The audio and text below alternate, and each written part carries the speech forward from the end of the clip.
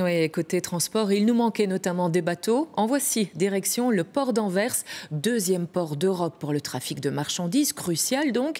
Mais est-il prêt à faire face à des incidents importants ou à une attaque éventuelle?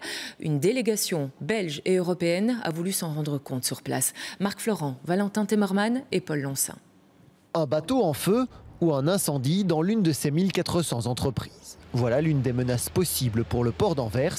Et pour y faire face, il dispose de 6 bateaux comme celui-ci. Il y a premièrement les lignes de feu, il y a les canons de feu aussi qui peuvent donner une quantité d'eau énorme, à une pression énorme. Donc ça nous permet à même combattre les feux et les incendies industriels. Ici, des camions de pompiers dernier cri, capables d'intervenir lors de catastrophes chimiques.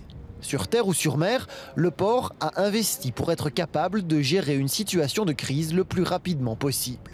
L'objectif est toujours de diminuer les dégâts, c'est clair, les dégâts économiques, les dégâts pour l'environnement, les dégâts opérationnels, faire comme quoi le port peut continuer. Donc les différents terminaux qui peuvent continuer à charger, à décharger les navires. Le port d'Anvers représente 4,5% du PIB national. 15% du gaz européen passe par ici, tout comme une grande partie de l'aide militaire à l'Ukraine.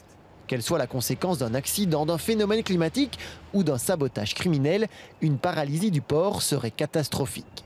C'est pour éviter un tel scénario que l'Union européenne cherche à mettre en place une stratégie globale de gestion des crises. L'un des points de cette stratégie, c'est de défendre évidemment nos infrastructures vitales, de faire en sorte que, peu importe ce qui arrive, que nous puissions fonctionner. Quand je parle de protéger les infrastructures vitales, les hôpitaux en font partie, nos autoroutes, nos énergies, tout simplement, l'eau. Les détails du plan de la Commission européenne seront présentés mercredi.